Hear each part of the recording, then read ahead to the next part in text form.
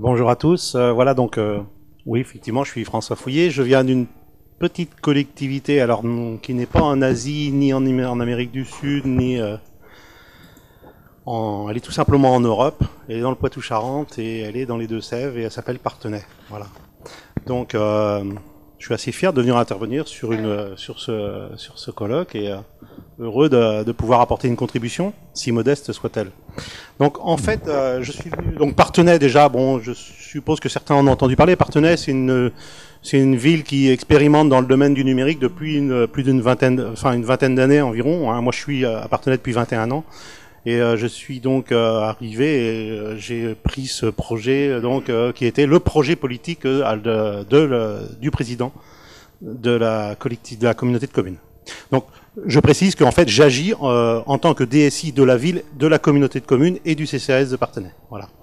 Donc Parthenay, c'est aussi une ville qui a expérimenté on a travaillé sur 4 projets européens, on est un des 10 sites expérimentaux qui ont travaillé et élaboré le protocole d'échange de standards, donc avec le ministère des Finances, pour la dématérialisation des échanges comptables. On est un des 4 sites français qui avons travaillé aux côtés du ministère de l'Intérieur sur les projets de contrôle de légalité. On est un site qui a expérimenté la carte de vie quotidienne, qui fait qu'aujourd'hui un habitant qui est équipé d'une carte à puce peut aller au centre aquatique, un enfant peut aller dans une école, etc., aller à la crèche, la médiathèque, la ludothèque, la déchetterie, et avec ce dispositif, il peut faire donc ses paiements en ligne, et on a donc dématérialisé énormément de choses, et on a simplifié énormément de procédures, puisque les facturations de cantines de garderie n'existent plus chez nous. En fait, les gens chargent tout simplement un compte famille, comme ils chargent avec un paiement en ligne, et l'enfant on consomme du service communautaire ou du service de la commune d'une manière un peu transparente. Donc, voilà, on va dire qu'on a modernisé beaucoup de choses, et puis ça nous vaut le fait d'être aujourd'hui une des villes reconnues à travers le label 5 arrobasque décerné par les villes internet de France. Donc Parthenay, on va faire cocorico, hein, c'est la ville qui a le plus d'arrobas dans l'histoire de l'arrobas depuis 2001, c'est-à-dire on a eu pratiquement toujours le premier prix. Voilà. Et aujourd'hui, je rappelle qu'il y a je crois que c'est 300 ou 400 villes qui concourent sur ce label. Voilà. Donc ça, c'était pour planter un peu le décor. Bon, maintenant, je vous propose de parler d'un projet donc sur lequel nous travaillons. Aujourd'hui, on travaille donc sur un projet qui s'appelle Vigilance 2, et ce projet, c'est un projet que nous avons sur lequel en fait on a répondu à un appel à projet de l'État, donc appel à projet dans le cadre e-santé sur le fonds de solidarité numérique. Et ce projet, on a répondu aux côtés donc de Orange, de la société Orange, donc Orange Business Service, plus les laboratoires de recherche qui sont spécialisés dans le domaine de la santé, donc qui sont situés à Grenoble.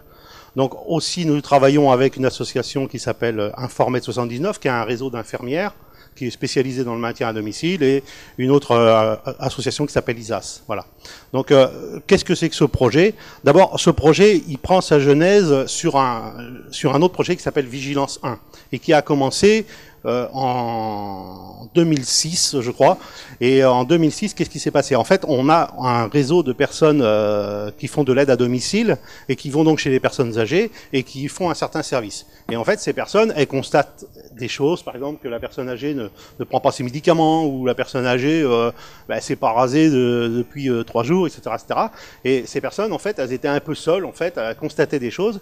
Et on s'est dit, pourquoi ne pas travailler sur le fait de mettre en fait ces personnes en lien avec tout un réseau qui pourrait être le fait de mettre un peu tout le monde à travailler ensemble.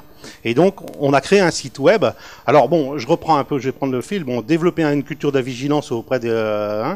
partager l'information entre les professionnels sociaux. Là, donc, l'idée, c'était de dire, voilà, pourquoi ne pas créer un réseau web, Internet, qui ferait que les médecins, les professionnels de santé, tous ceux qui travaillent, donc qui gravitent dans ce monde-là, puissent collaborer ensemble, puisque, en fait, on apporterait un meilleur service et on économiserait le denier du contribuable.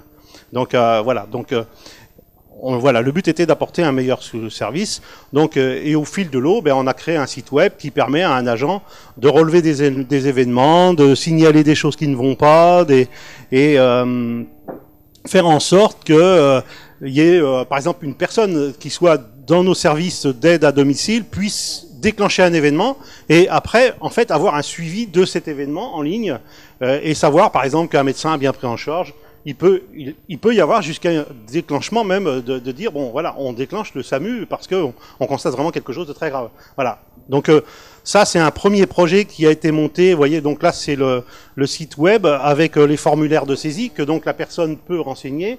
Donc elle a soit de chez elle sur son poste informatique, soit au CCAS, soit voilà. Et ça a été étendu sur on va dire sur notre service de soins à domicile, mais aussi sur tous les services donc qui couvrent, qui sont dans le domaine donc du social et de la santé du territoire. Donc ça nous a valu d'être le deuxième prix en 2007 de l'innovation sociale, délivré par l'UNCCAS, et on s'est dit que eh bien il fallait parfaire ce système, il fallait l'améliorer. Donc déjà les premiers constats étaient quand même de dire qu'on évitait des hospitalisations, etc. Aujourd'hui, moi les discussions que j'ai eues avec Intermutual Assistance, des gens d'Intermutual Assistance, eux disent carrément qu'on évite 50% des hospitalisations. Hein, donc avec des systèmes comme cela. Et une hospitalisation, c'est quelque chose qui est évalué à plusieurs milliers d'euros. Donc en fait, c'est un système qui peut s'auto-financer de par les économies qu'il va générer. De toute façon, aujourd'hui, il faut aller vers là parce qu'on sait très bien qu'on n'aura pas les infrastructures pour accueillir en fait les personnes âgées demain, les EHPAD, etc., etc. On sait très bien qu'on a un pic de population qui fait que de vieillissement, qui fait qu'il faudra le gérer d'une manière différente que les maisons de retraite, d'ailleurs, dans lesquelles les personnes âgées ne veulent pas forcément aller. Donc conclusion, donc on va dire que ce projet, c'est Vigilance 1, c'est une réussite. Il est important de comprendre que ce projet-là n'a du sens que s'il est, on va dire, il est globalement utilisé par l'ensemble des structures, parce qu'il ne faut pas oublier qu'il y a le public à travers les CCAS, il y a les ADMR, il y a tout un tas de monde, les hôpitaux, enfin, il y a tout un tas de structures qui travaillent, les réseaux gérontaux, et le tout c'est de travailler tous ensemble. Donc on s'est dit, voilà, il faut qu'on aille plus loin, et d'ailleurs on se l'est dit tous ensemble, et on a dit on va passer sur un deuxième volet qu'on appellera Vigilance 2. On n'a pas été très innovant sur le nom, hein, et par contre, Vigilance 2, bien, on va dire que les objectifs sont toujours les mêmes que sur Vigilance 1, mais par contre, on a dit ce dispositif, on va le compléter en mettant en place des dispositifs électroniques. Alors là, c'est bien là qu'on est dans la mobilité. Hein. Ces dispositifs électroniques, ce seront des équipements mobiles tels que par exemple des smartphones qui seront qui sont placés donc dans les foyers, et ce smartphone, eh bien tout simplement, il permettra de faire un certain nombre d'actions. Ces actions pourront être, par exemple, un médecin détecte que la personne au niveau vasculaire elle a un problème, eh bien tout simplement le médecin va décider de faire en sorte que on prenne sa tension tous les jours. Alors prendre la tension, c'est une chose qui peut être faite soit par l'aidant, qui peut être le voisin, la famille, qui peut être faite aussi par la personne qui est l'aide à domicile, etc., etc. Le relevé de tension peut avoir lieu par exemple 2 fois par jour, mais les données automatiquement vont être envoyées via donc cet appareil sur ce qu'on appelle une plateforme, un téléassisteur.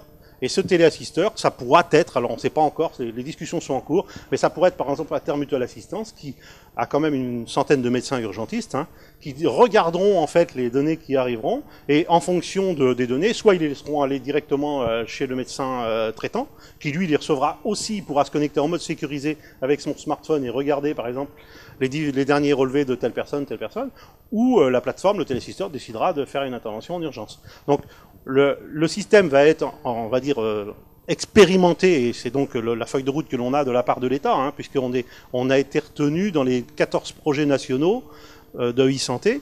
Donc on va expérimenter un certain nombre de dispositifs, mais tout cela en lien avec les professionnels de santé, que sont les docteurs, etc., les médecins traitants. Et les dispositifs, ça pourra par exemple être un pèse-personne, un tensiomètre, un pilulier.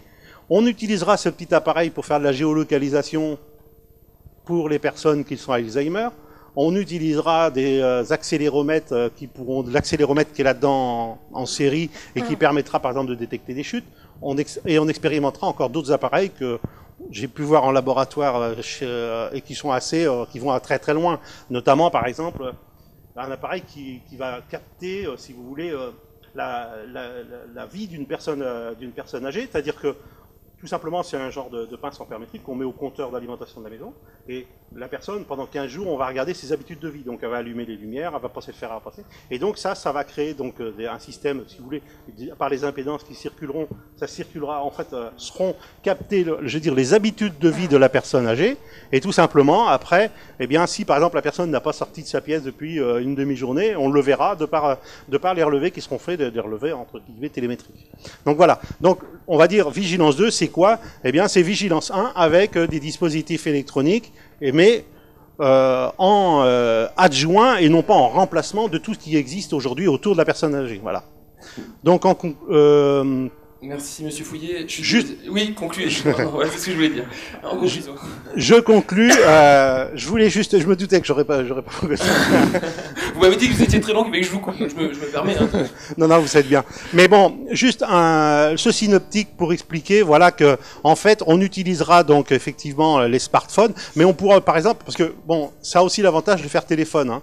C'est-à-dire qu'une personne pourra également aussi utiliser tout simplement téléphoner à une plateforme de téléassistance ou faire de la visioconférence avec une personne, un professionnel de santé ou un aidant ou même l'hôpital Nord-de-Sèvres ou les urgences. Voilà. Donc voilà le projet que l'on travaille. Nous avons une feuille de route qui va nous amener sur 2 ans au bout de l'expérimentation. Ça sera fait sur un territoire, une population de 40 000 habitants, et on vise à peu près 400 testeurs. Et j'en ai fini. Alors, merci beaucoup. Si vous avez besoin de testeurs, on a une population de 35 000 habitants dans le sud Charente. Vous êtes bienvenus aussi pour...